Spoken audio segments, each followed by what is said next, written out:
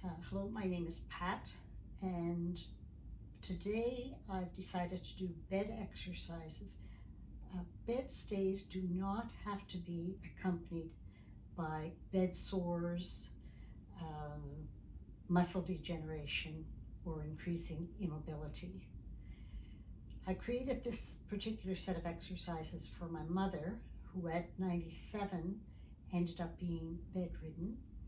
And today at 103, she is still very mobile because of these exercises, and she has not experienced any bed sores during that time at all because of the exercises and a cream that we've applied as well regularly. So just to start off with the exercises, I had her do 10 of each, and so we'll just get started. The first one is your arms are down by your side, palms facing down. You breathe in, you raise your arms as much as you can, and then you exhale and bring them back. So that's 1, 2, breathe in, exhale, inhale, exhale.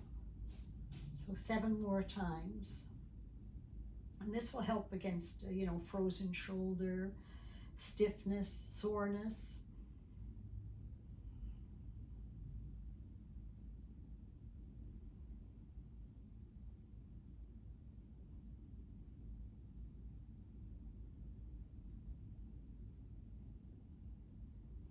It's important that a person do them more than just once or twice a day. So regularly throughout the day. They only take about 5 minutes, and they make a big difference in how the person feels and how easy it is to be a caregiver for them. If they can move up in bed themselves, if they can roll over, it's a lot easier on the caregiver's back and on their arms as well, on their energy. But it goes for both the person in bed and the person caring for them.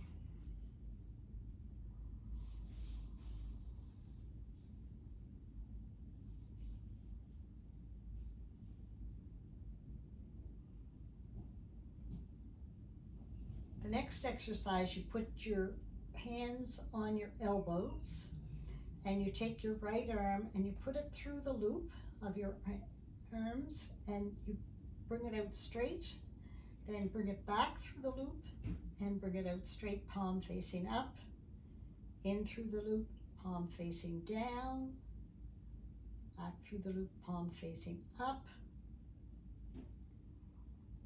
and breathe slowly as you're doing this too. 3, 4,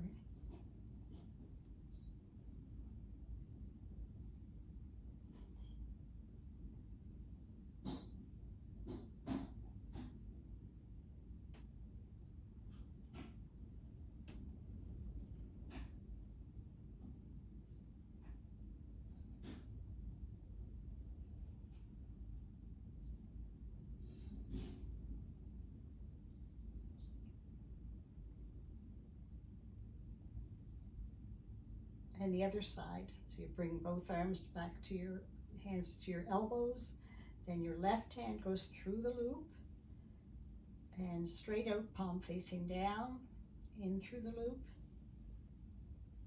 palm facing up, straight out. 1, 2, 3, 4, 5.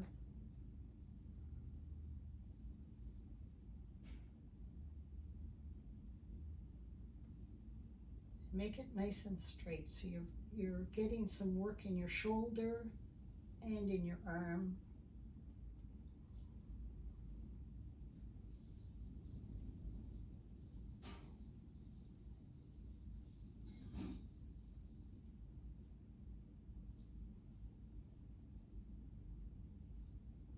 think actually this helped my mother's mind too. At 103, her mind is still operating fairly well, and she remembers the exercises without needing to be guided.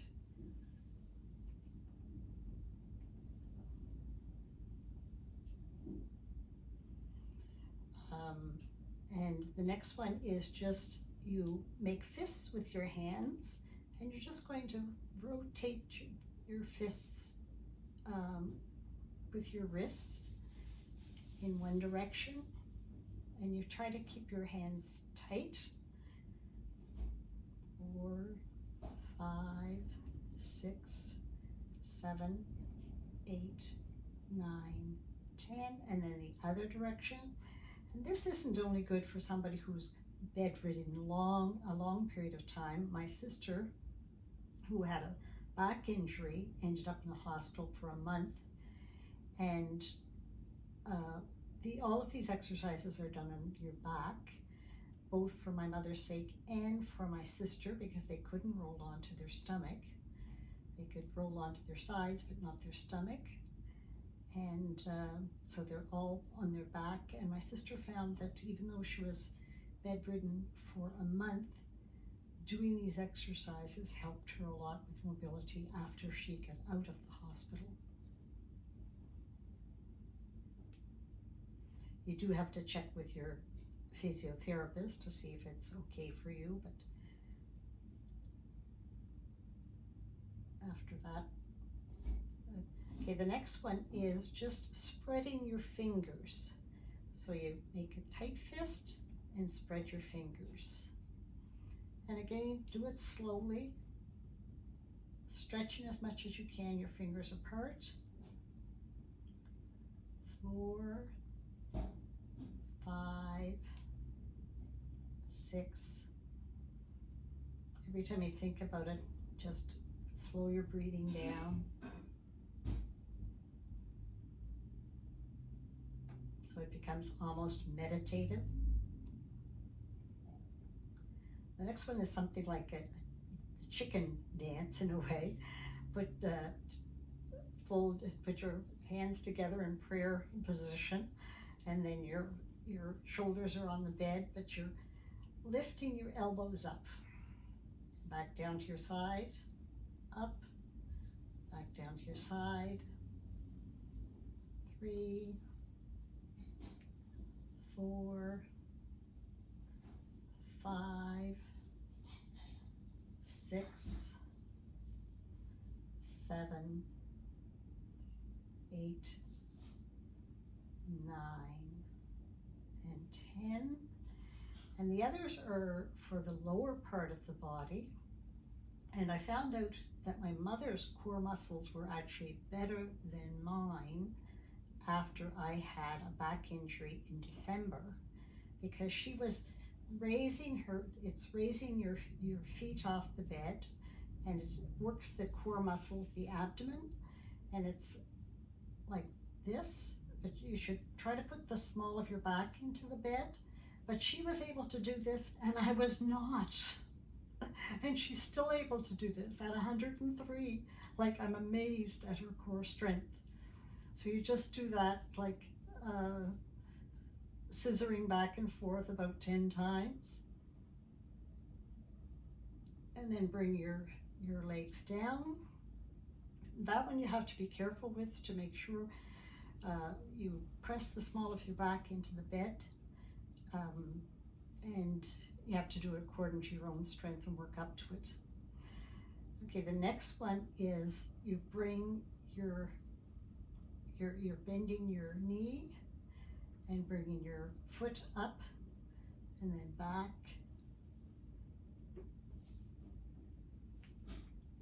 And 10 times with each leg. 2, 3, 4, 5, 6, 7, 8, 9, 10.